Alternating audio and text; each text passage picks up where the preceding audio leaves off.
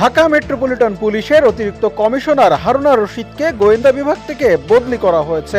কখনো রাজনৈতিক নেতা, কখনো বা অভিনেতা অভিনেত্রী, কখনো বা আন্দোলনরত শিক্ষার্থীদের নিজ অফিসে খাবার খাইয়ে আলোচনায় থাকতেন ডিবি প্রধান হারুনা রশিদ।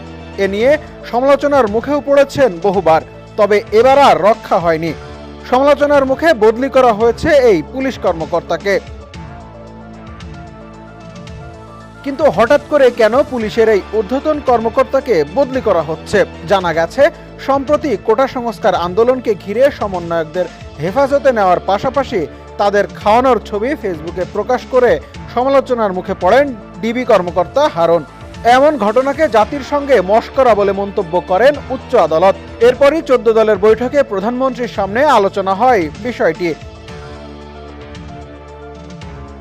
এখন প্রশ্ন হলো, কে হতে যাচ্ছেন নতুন ডিবি প্রধান? ঢাকা মেট্রোপলিটন গোয়েন্দা পুলিশের নতুন প্রধান হিসেবে দায়িত্ব পেলেন অতিরিক্ত পুলিশ কমিশনার আশরাফুজ্জামান। তিনি এর আগে ডিএমপির অতিরিক্ত কমিশনার হিসেবে লজিস্টিক, ফিনান্স অ্যান্ড প্রকিউরমেন্টের দায়িত্বে ছিলেন।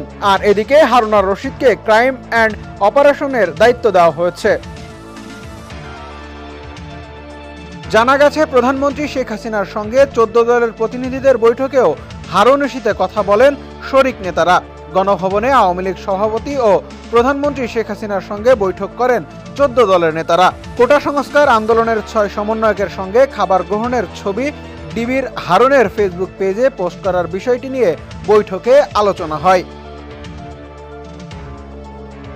মোহাম্মদ হারুনা রশিদ ঢাকা বিশ্ববিদ্যালয় থেকে সমাজবিজ্ঞানে অনার্স ও মাস্টার্স ডিগ্রি লাভ করে 20তম বিসিএসে এএসপি হিসেবে পুলিশ বাহিনীতে যোগদান করেন।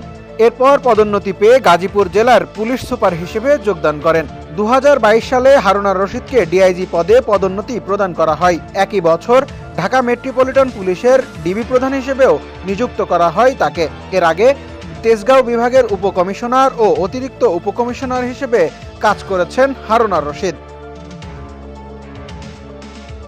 ডেস্ক রিপোর্ট, সমকাল।